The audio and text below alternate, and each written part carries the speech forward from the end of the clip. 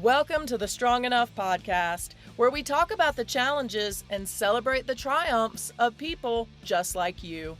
I'm your host, Claudia. Today's guest is going to share why she chose trauma-informed therapy and related practices as her way to help others.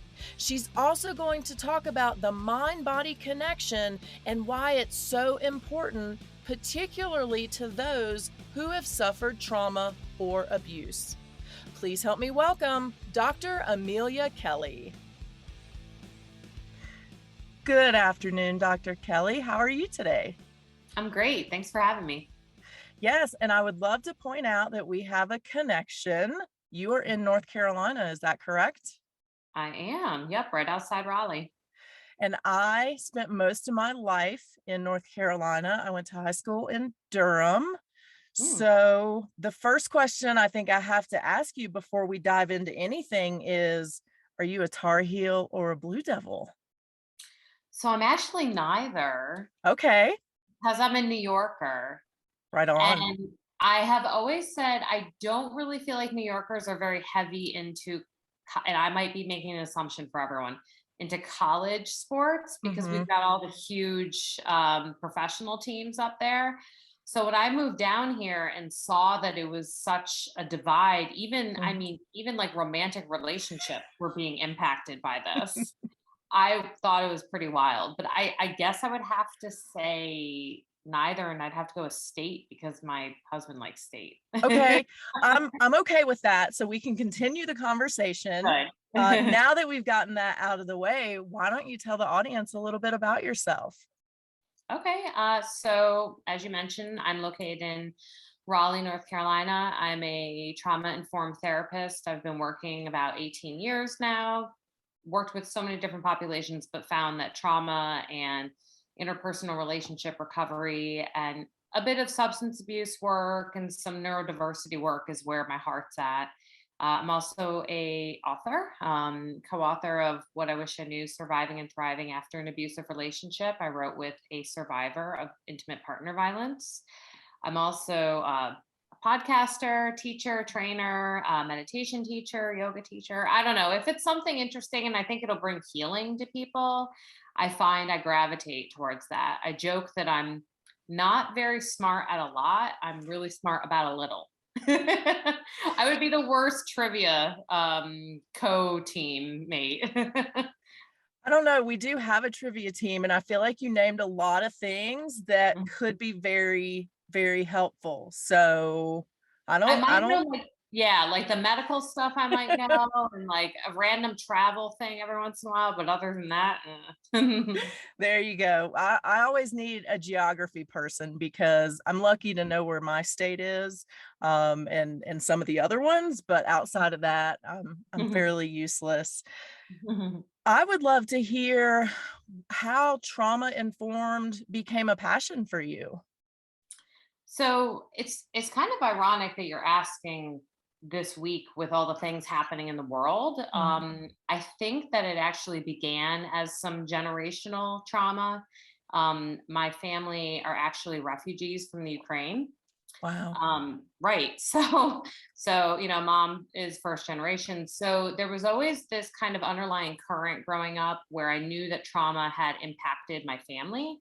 And so a little bit of that mixed with just a passion for psychology, I went into that field. However, I underwent some of my own traumas with fertility and some other things in my personal life that led me to see that kind of all of our neuroses and all of our suffering all normally roots back to that.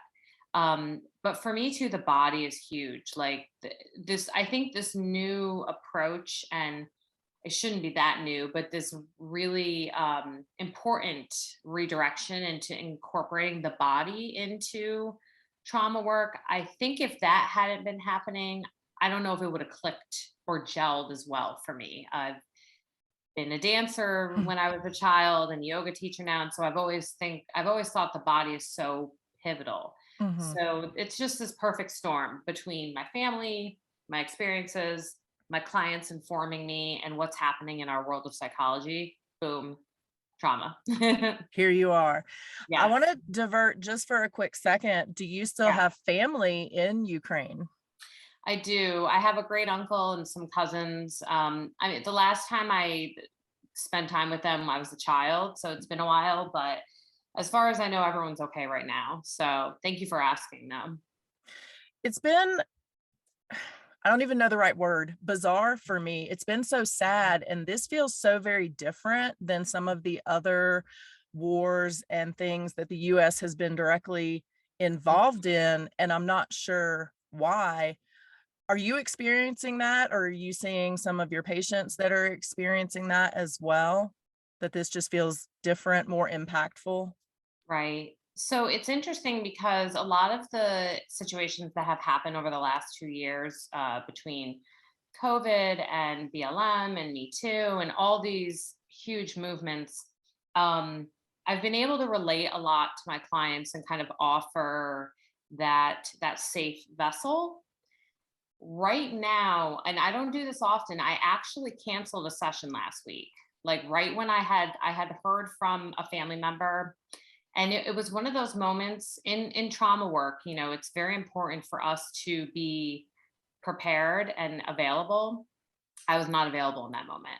So I think that's been interesting, when you kind of approach it as a wounded healer, like kind of figuring out how do I continue to support someone who maybe is not as impacted, because I haven't heard clients talk about it all that much, because I don't know if maybe they have all these other things happening in their Right. life, or um it's been interesting though, because I was speaking to my husband about this last night, where this part of my heritage has been such a huge part of my identity my whole life. I've always been so proud of this part of who I am. And I'm going to say something a little judgy here, but it's kind of interesting or bizarre almost, because I feel like the country of Ukraine was not focused on or celebrated as much as it could have, should have, would have been for Mhm. years. Like, I don't know if it was just this, perfect storm where there's all these things happening around it in Europe, where finally all of a sudden there's this aha moment where everyone's realizing it was there all along. And so I'm ecstatic that there is, finally this long overdue focus on the wellness of the people there. But I have very complex emotions about it. So yeah, I don't know. It's a heavy topic. It really is. And I'm sorry I had to throw that in.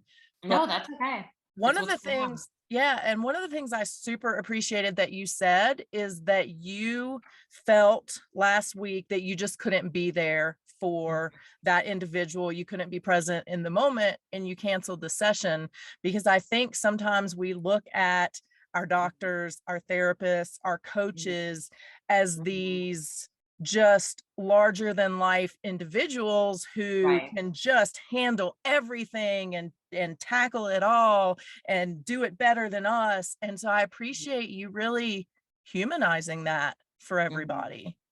Yeah, it's been at maybe a handful of times my entire career I've done that, but it was just that day. I just wasn't, and I was. There are moments where I'm somewhat tactfully transparent with my clients, because I do think it's good for them to know that when I encourage them to practice boundaries and self care and vulnerability and transparency when it's appropriate, I'll do the same, as long as it's a teachable moment and it's not me trying to, refocus attention. Right. And so I actually let her know I have a trusting relationship with her. I've known her for a very long time, and I just said, I've just spoken to my family and I'm feeling a bit triggered right now with what's going on. And I feel like I might not hold good space for you today. So if it sounds good to you, I think maybe we should just cancel and I'll see you in 2 weeks. And she completely understood. So I didn't want her to just think that it was like out of nowhere I just Mhm. canceled. I thought it was a teachable moment, because I actually have been working on boundaries with her. So not between us, not Mhm. between us, but Right. her with other relationships. So So it probably was really a great moment for you yeah. to, like you said, a great teachable moment. Mhm. I like to give our listeners and viewers some teachable moments whenever I can. And that Mhm, is one of the reasons that I'm so glad that you are here with me today, because I know what you talked about earlier with the whole mind body connection. I think mhm, so many people don't really realize is there. And I had a physical therapist actually located very close to you on not too long ago who mhm, talked a lot about that. So I would love it if you would talk a little bit about what some people might see as a physical manifestation of mhm. emotional trauma. Absolutely. I think one of the most common words I would use would be the word tension. And there's also this, think about in music, actually, there's this phenomenon of tension and release. Like if you listen to a song that has like these really kind of pensive notes and then all of a sudden it settles, we're always kind of waiting for that release.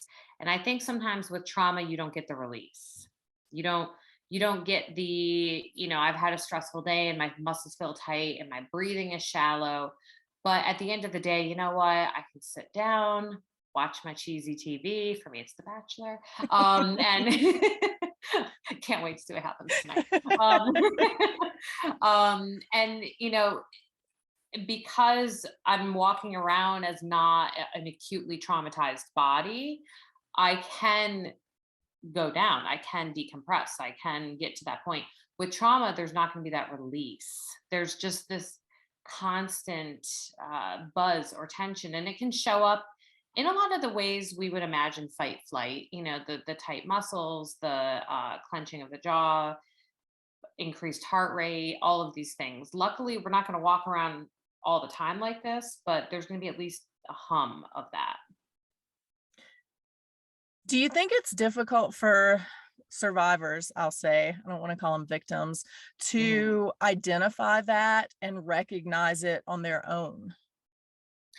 I think sometimes it could be a matter of a lack of psychoeducation, which is something that is so important to me and probably the thing I almost enjoy the most. I enjoy the connection aspect of working with trauma clients, and then I also enjoy the psychoeducation because it's empowering.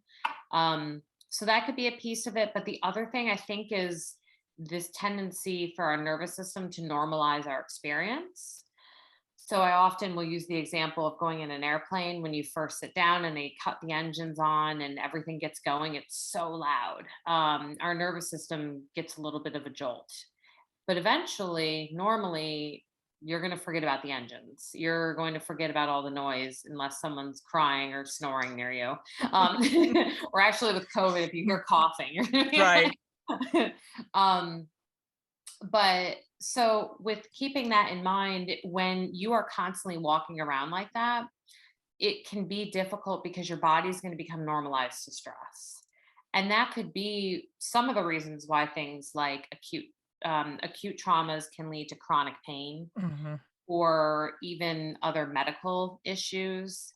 And then also sometimes why it might be difficult to sense a dangerous situation or potentially dangerous relationship because you're already operating at a more stressed state. That is really, really interesting to me because I feel like, I deal with a lot of chronic health issues that Mhm, probably relate back to some mhm. sort of abuse. So do you see that fairly often as well, where it is, chronic illness, autoimmune issues, things like that, that people are dealing with as well?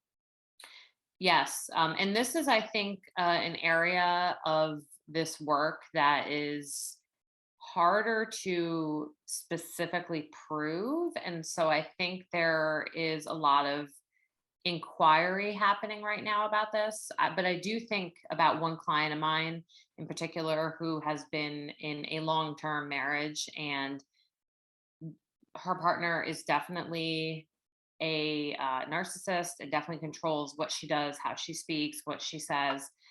He's always got to one up her and he always has an argument. And she ended up with thyroid disease. The interesting thing about her, and the thing about thyroid disease is it can be very genetic. I'm not saying that if you have thyroid disorder, you've been stifling your feelings in your throat. But what I found so remarkable about her situation is that when she started to get out of the house and exercise and changed her diet and started talking and was in therapy, her symptoms and her medication dramatically dropped, which is not very common with that disease or that disease. So that was kind of interesting how that can Mhm. manifest. So you have people who really strongly believe in this, who maybe practice chakra work or naturopathic medicine, and see that what you manifest shows up in different parts of the body.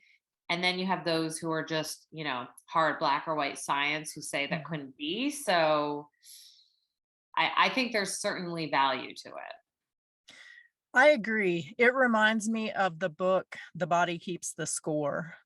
And I I mean, yeah, that's I can't even say I've had a podcast where that book hasn't come up because it is the holy grail of trauma. Mhm. It really is. So I'll put some information on that, scrolling at some point on here.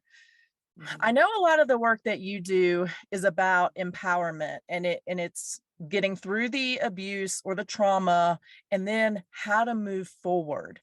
And I Mhm. know that that is where a lot of our viewers and listeners struggle. They Mhm. feel unlovable. They feel that they can't trust anyone Mhm. again. They feel that they will just be better off alone.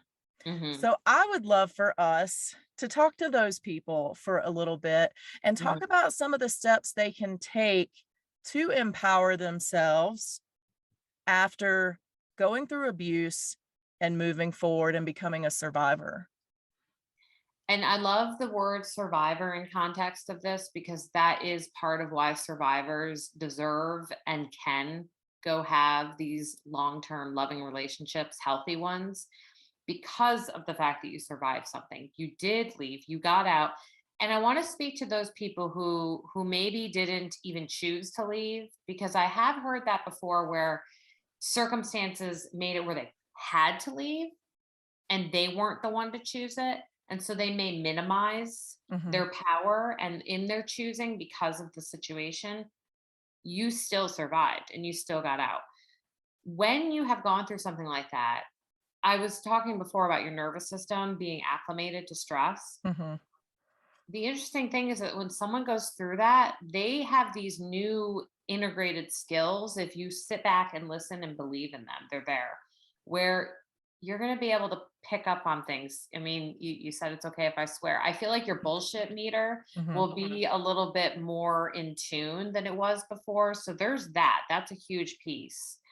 Secondly, just listening to a podcast like this or reading books or educating yourself, you're going to start to learn things that you wouldn't have even been interested in learning prior. So now that you're learning, knowing that you are going to attract someone who kind of vibrates on the same frequency as you is really impactful. And that's one of the reasons I think I encourage people to take a beat after, get to know yourself without that controlling relationship. Some people forget what kind of food they like or movies they like or who they want to spend their time with. Like, figure out the things you love and then individualize yourself, express your differences, and don't be afraid to, from the very beginning, state a boundary, throw it out there. There really is no wrong time to throw a boundary out in the very beginning, because then you're going to weed out those relationships early on. It should be reciprocal. It shouldn't just be, well, they like me, so I like them. It's got to be a two-way street. I could keep going for a whole hour like this without even being interrupted, so I'll stop there. I mean, I was all into it, so it was totally fine. Mhm. What do we say to those people who are afraid to get to know themselves? Because I think we see that a lot where Mhm. that's so scary and they don't want to do that. What are the steps they can take to not Mhm. be so afraid and to face themselves? Because they're Mhm. probably pretty great people. Absolutely. Well, so first of all, everything doesn't have to be so serious. I think that's important to remember. When you've undergone something like abuse or any sort of complex trauma, interpersonal stress, it's okay to just have fun again with yourself. I love using the term of dating yourself, so doing the things that maybe you used to like to do when you were a kid, whether it be adult coloring books are all the craze, or going to a movie, or joining a new workout class. And it doesn't have to be in this really serious context of, I need to face my inner demons and figure out what went wrong. It can be, I just want to have fun with myself again. And that doesn't mean you have to be alone. I mean, I encourage people to reconnect with maybe relationships that hadn't been getting the focus that they could have before, or to get to know new people, or even other survivors can be really neat too, and very empowering to hear other people go through this. When you're ready, when you feel that foundation starting to come back, and when you feel that ability to decompress at the end of the day, even if just for a small amount of time, then maybe you can start digging a little bit. And actually, within the book, we talk about what was happening and give an opportunity for readers to journal straight into the book. Journaling's powerful. It can also be really heavy too. So some people like getting those journal prompts, those Mm-hmm. books you get from, I was going to say Barnes and Noble, but any bookstore, and it has like, where do I see myself? And, those little prompts can be kind of fun. So, I actually love that you said Barnes and Noble because one of our very loyal viewers works at a Barnes and Noble. And so this will ah, be like the third episode unprompted that somebody mentioned Barnes nice. and Noble. So there you go, Anna. That one was for you. And Well, we Anna, didn't feel even free to plan reach it. out to me. No, just kidding. There you go. Oh, she I- will. She Mhm, will. I love that you said have fun because mhm. I think so many people do think it has to be this like serious, Mhm. introspective Yeah. journey, this like hard. And yes, at some point it has to be those things, but Right. I love that you said like just have fun, do Mhm. something cool. Yeah. How do you recommend that people start to rebuild some of those relationships? Because, we both know that isolation is quite frequently a tool used by abusers. And Yeah. so a lot of times the survivors are cut off from their family, their friends. Mhm. How can Right. they start to comfortably rebuild those relationships if it's appropriate to do so? Well, one thing I can reassure you is that they want you to reach out. I think people who have undergone these situations get nervous thinking that people don't want to hear from them, or it's been forever. People want to hear from you. They really do. And the way that you reach out too can be fun and playful, or it could be really simple. It could be, let's go do something, but that might feel too much right now to be the one that's running in charge and making these things happen. So it could literally just be a text. Hey, I haven't reached out in a while. I know for some survivors, it can be really important to share some of what happened. And I'm not saying that that's pivotal to your healing from abuse, but it might allow you to feel more authentic and natural with that person that you'd lost touch with, and letting them know about the power of isolation, letting them know that is an abuse tactic that was utilized on you, and you did not choose to isolate yourself from that relationship, and you realize that that was unfortunately a symptom. I know that you also talk about ways that people can prevent re-entering or entering another abusive relationship because we Hmm. do often see the Hmm. patterns happen. I know you Right. mentioned earlier that sometimes it's just vibrating on that different level and being in Hmm. that different energy, having Hmm. your bullshit meter tuned up Hmm. a little bit better. What are Hmm. some other strategies, though, that people can use or things they can work on in themselves that Hmm. will help them avoid Hmm. attracting that same person in a different body? I think the very most important aspect, and I had slightly mentioned it earlier, is emotional individuation. So, figuring out ahead of time, maybe sit down, write down a list of the things that not only do you expect in a partner and hope for in a partner, but also what are things that are really important to you. I mean, I know when I met my now husband, when I met him, it was very important to me that I was not ever prevented from spending time with my girlfriends. That for whatever reason, I just didn't want to feel that sense of control. And so I think it was like our second date when I said to him, "Hey, by the way, I really value spending time with my girlfriends, and I don't really ever want to feel like you're going to keep me from that. So if that doesn't work for you, you should probably let me know because that's going to be something that's important to me." Fast forward years and years later, I probably don't go out with them as much as I mean, that was like early 20s when I said that. But I had to take the small risk that he might say, no, that's not going to work for me. But it was important to me. And it was important that I set that boundary really early on. So I think that's huge. So being okay with the fact that you are weeding people out. Um, I had a client the other day who was talking about feeling rejected a lot. She's divorced and she's looking for a much healthier relationship than she had before. And she just kept, telling me about all these different men that it wasn't working out and feeling like it was her. And I looked at her and I said, "You do realize that you are you're so ahead of them. You're ahead of the game here. You are calling out the stuff they're going to do before they even do it. And it's freaking them out.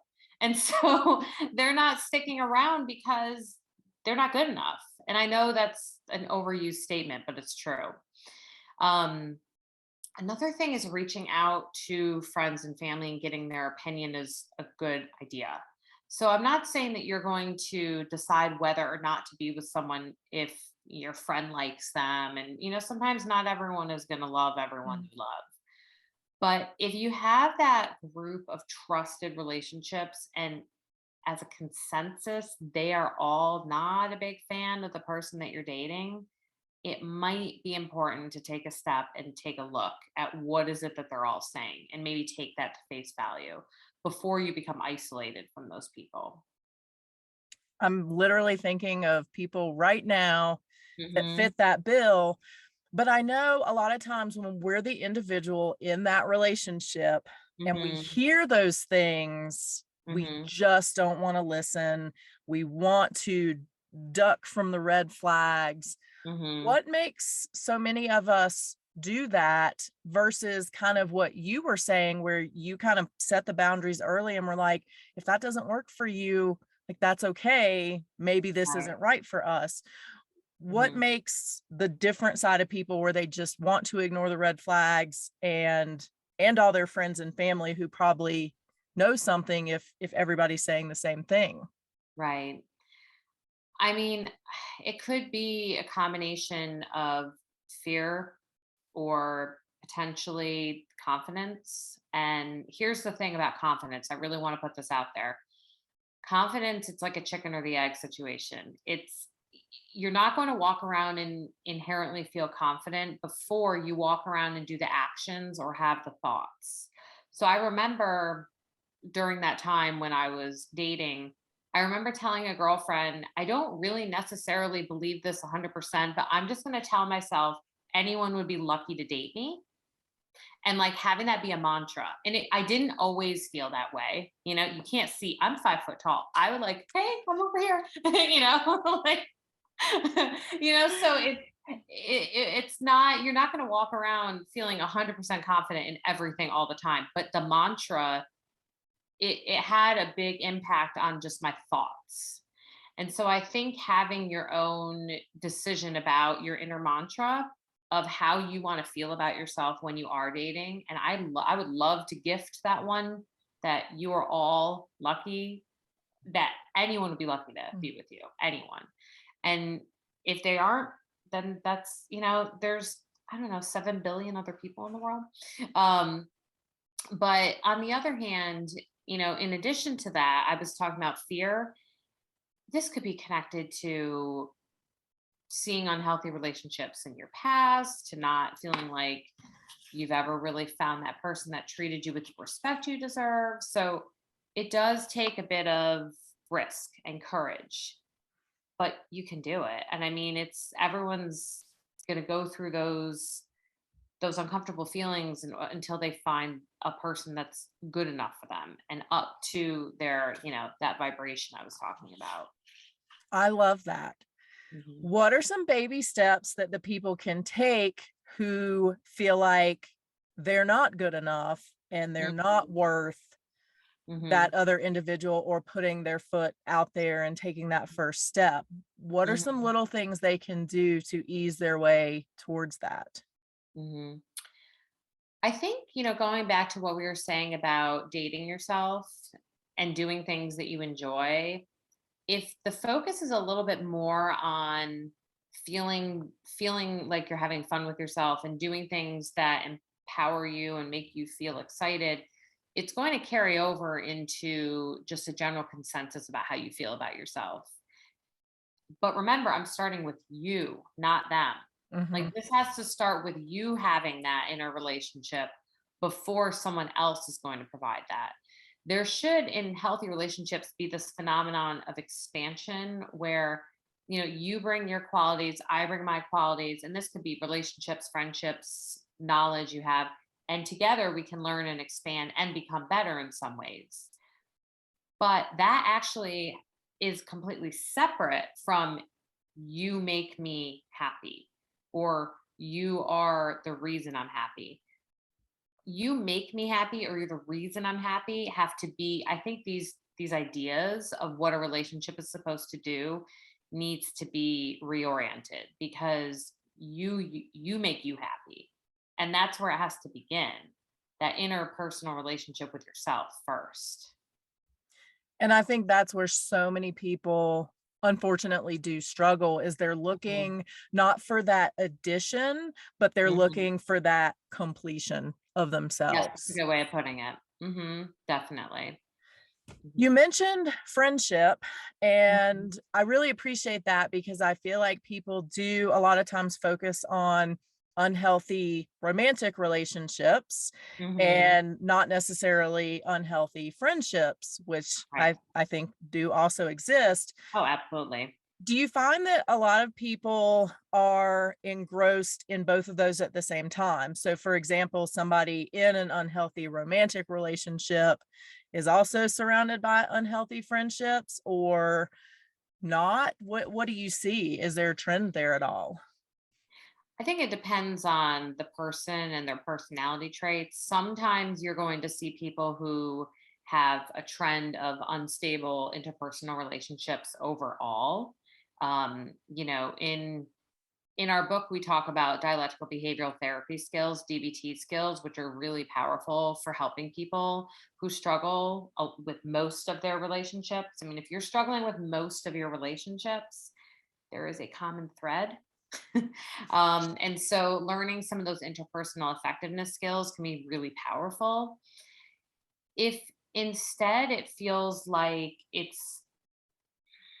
I'll say this, I have seen sometimes based on who the person struggled with in their childhood, they may struggle more in their adulthood. So if there's a woman who had issues with her father, I'm not trying to sound Mm. cliche, but she may find her romantic relationships to be a little bit more unstable, whereas some of her friendships might be where she really shines. Mhm. And I'm talking about maybe female friendships or even, even male friendships at times, because there's no romantic context.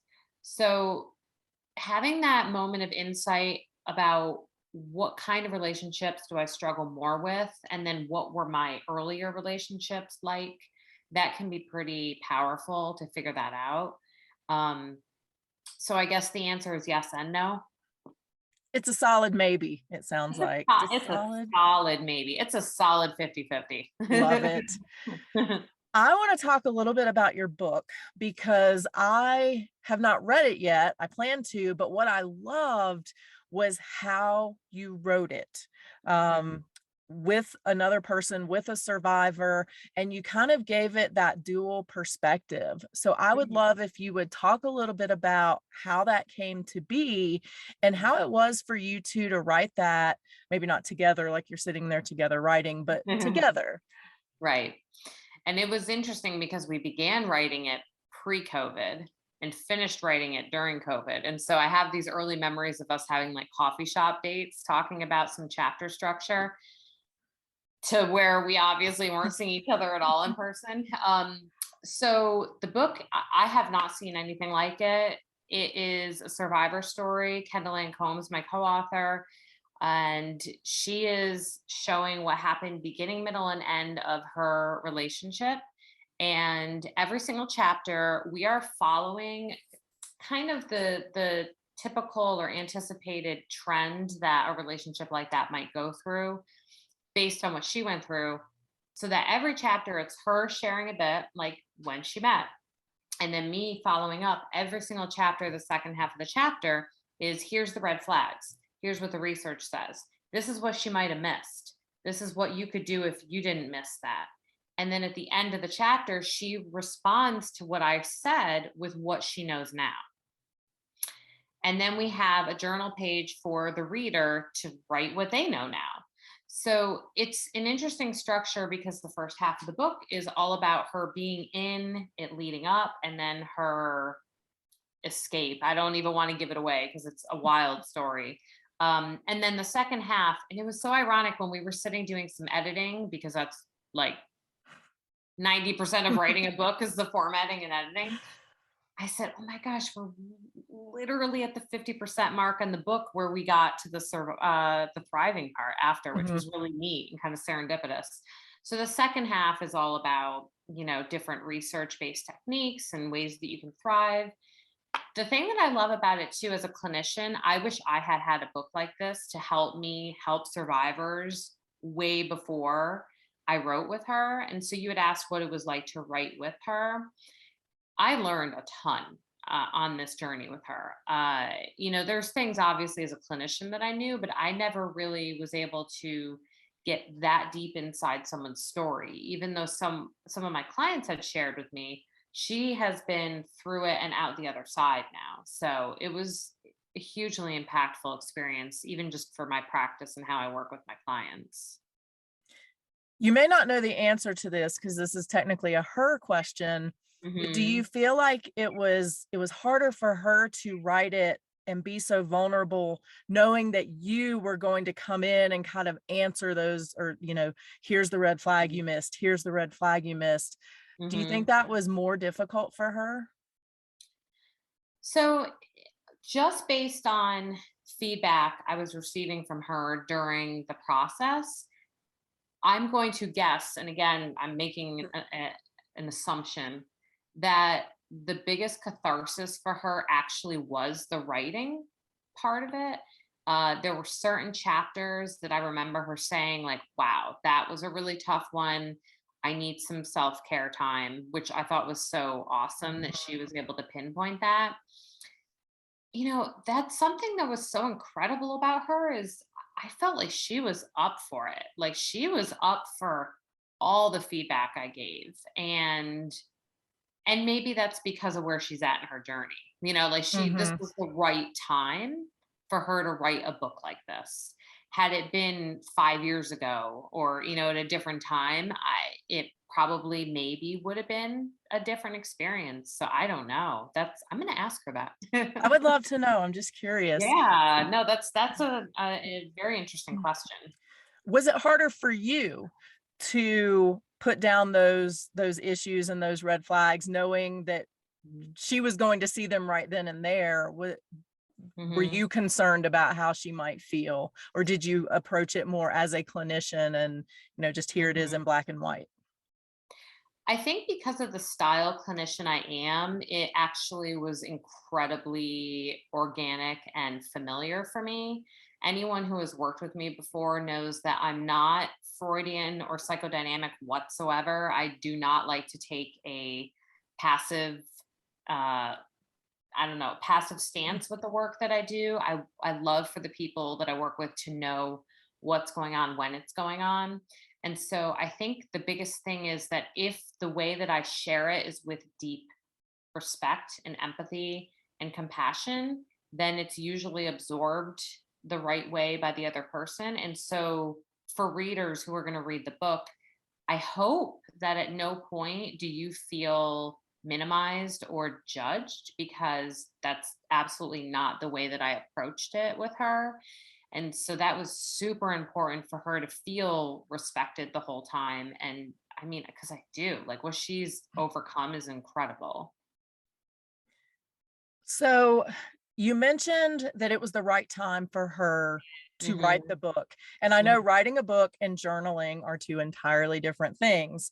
But is Hmm. there ever a wrong time for somebody in a traumatic, unhealthy relationship? Is there a wrong time for them to journal or do certain activities, or is it really, really individual based? Well, I think there's never a wrong time to do something that you feel called to do. I think the only thing that would make something the wrong time is if you are rushing yourself into something because you feel the shoulda, woulda, couldas, Mhm. or because you want to check a box. So if you're feeling called to something, your body is so sophisticated, it will let you know that it's time. And so technically, I don't think there's anything wrong with whatever you feel inspired to do. I love that once again you brought in the mind body Hmm. connection. Hmm. So it's really important to listen to yourself and trust your instinct and Hmm. not other people. I think a lot of times we feel that pressure, like you said, well, I have to forgive. I'm supposed to journal, so I better journal. Oh, somebody told me Hmm. I should take baths. I guess I'm gonna do that. And they're just going through the motions of what other people are telling them to do. I cannot wait for you to read the book because of what you just said about a bath. When you get to the bath part, I just need you to know that there were some swear words in the original version of that part that we decided to, to take out. So just insert those into the Perfect. sentences around that. I can't wait now. I'm getting it immediately. I would love to hear your A1 tip top piece of relationship advice for the masses. Mm. Sorry, I like totally paused because I'm like, what am I going to pick from all the different things? I know there's so many, I know. Well, okay, so if you don't mind, I'm gonna give one for people in committed relationships and maybe one for people seeking. Love it. Okay. So for those who are in committed relationships, I would say continue dating.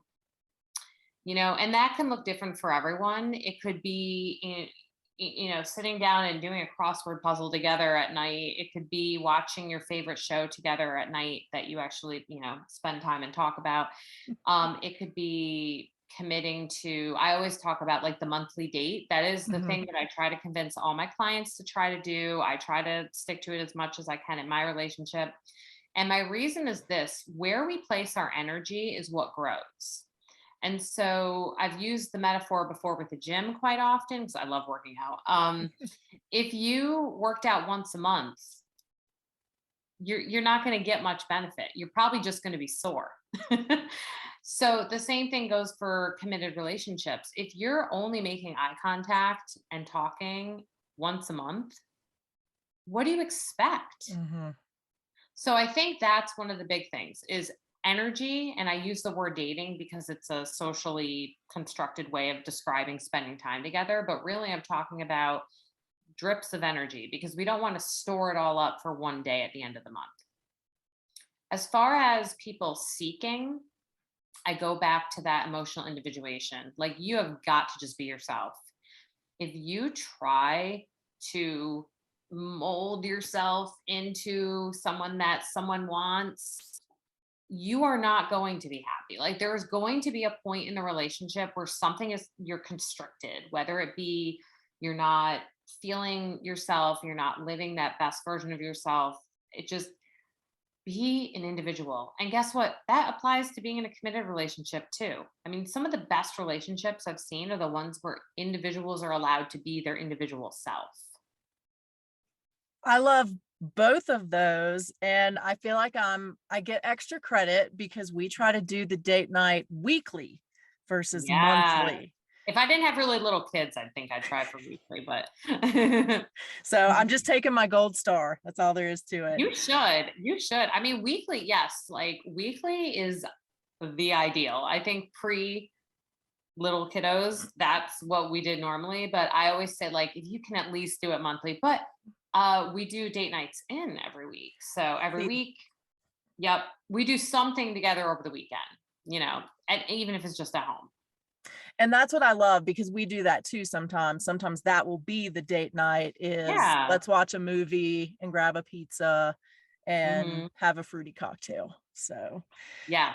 Just not doing other things. Like put the phone down and and like look at your partner, hang with your partner. I will say one little skill that I think works really well for conflict that is not often talked about, because we talk about communication as like the the ultimate goal. mhm. Early in my career, for a stint, I was a guidance counselor, which is super random. And this was like when I was getting my license, and I'm like, summer's off, yeah. But I remember with the little kids, because I was in elementary Mm, school, if they had conflict, I would bring them into my office, and instead of asking them what happened, I would have them play 20 questions. interesting. Yes, and it always worked. And so that's actually a repair method that I use in my own relationship. If we have been just like floating aside and we're not connecting and we just keep having a lot of conflict, we'll have like a 20 questions night where we find online there's like so many Mhm. silly surveys you can do. You Yes. can, sit down with a glass of wine if that's what you want to do and get out your questions. And normally you don't even get through all of them because it just opens up conversation. I love that. I Mhm. am working on my phone less. I do Mhm. have it on do not disturb now, and I've had that for like a month and I love it. So I'm getting Mhm. there. It's a start. Oh, I'm not judging. I mean, I juggle a lot of hats, so I mean, I'm just as much listening to my own advice as I am giving it. We have talked about some pretty heavy topics, so Mhm. I want to finish up our time with something a little bit lighter. We're Okay, going to talk about some tattoos. awesome. I love tattoos. You can't see any of mine right now because I'm in this weird plaid outfit, but You're like, it's actually a tattooed plaid shirt. right, right. Yeah, this is my newest tattoo. So, surprise. I think you have a tattoo, Mhm. or a couple. Well, so I have 1.5. All right, that's going to be the story in itself. So, I want to hear about your favorite and I want to hear about point 5. So, and this is, oh my gosh, my tattoo story is kind of ridiculous. So, I have the most supportive, empowering, wonderful mom who was totally cool with me getting a tattoo at 17. Like, signed the paper, went Nice. went with me. I think I had a couple friends with us, and I don't know why I thought it was a good idea to take, like, I think it was like baby Tylenol or something. I took something to make it not hurt, which is Right. ridiculous. And it's an angel. It's on my stomach. I was very curious how it would handle pregnancies. She's still doing okay. Um, but I finished up my tattoo, which I was a huge baby about. I get up and I just passed out, like straight on the ground, and not because of pain, it was because I took that stupid Tylenol. The guy after asked me if I had done anything like that. He goes, "No, you're not supposed to do that." I was like, "Okay, so word to the wise, if anyone's listening, just go with it. Just Like, get it. don't take anything." But I say point 0.5 because she was just gray scale, and I got her colored in college. Okay. Okay. Um, and I had been contemplating a potential sprig of lavender over my C-section scar, but I'm not sure yet. Like, I kind of love the scar, which Mm, almost feels like my own warrior tattoo. yes. So I don't know. I'm contemplating a potential other one, but I'm not sure. I am by no means up to your tattoo world, though. Well, I can tell you my ridiculous first tattoo story, and my mom will be watching this. I also Mhm. got my first tattoo at the age of 17. I did Hey. not have parental permission though. Oh. So this is how nerdy I was. I Uh-huh. called the tattoo place that morning Uh-huh. and asked Mhm. them if they checked IDs. Well, of course, they said yes. So Yeah. I gather up my fake ID and I drive over there. They never checked anything. They didn't, Well, there you go. nothing. So also got it in the same area as you. Oh. Much, much sillier than what you got, though. I think yours has What did you probably, I are got you Hobbs the Tiger. from Calvin and Hobbes. That's awesome. Because somehow at 17, that felt like the thing to do. He is still there. He is covered now, though. There is another tattoo on That's top so of him, funny. but that is my 17-year-old tattoo story. So I love it. yours is better. Dr. Kelley, you have been amazing. I would love for you to tell people where they can find you if they want to grab your book, if they want to do therapy, yoga, any of the other like 87 things that you mentioned. If they want to just come to Cary and talk about New York professional sports teams, where can people find you?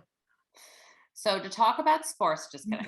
So ameliakelley.com, and that's Kelley with an EY. I have links on there to all of my social media, but you can go on Dr. Amelia Kelley on Instagram. My book, What I Wish I Knew, Surviving and Thriving After an Abusive Relationship. You can find it at all retailers, Barnes & Noble, Target. My graphic designer said he found it in Japan. Wow. Yeah, I don't know, the internet's wild, but also the book has a Facebook page, What I Wish I Knew the book, and lots of different resources. Some of my meditation offerings are on Insight Timer. I don't know if any of your listeners have used it or if you've used I it. have, yes. I love Insight Timer. I'm in the works right now of creating a live stream class for highly sensitive persons, Nice. which is a huge passion of mine. If you want to do another episode, and yeah, so I'm out there, and I just started a weekly Q&A with Dr. K, where people can ask questions, and I will give you well-researched but supportive, empathized answers. So I love it. Well, Dr. Kelley, I appreciate your time today. Thank you so much for everything that you shared and for your tattoo story. I hope that you have a wonderful rest of your day. Thank you. You too. Thanks for having me. I really hope you guys enjoyed my conversation with Dr. Kelley as much as I did. I truly appreciate how she shared that when you're rediscovering yourself, it's okay to have fun. It doesn't have to be so serious right from the start. So remember, until next week, you are strong enough and you are worth it.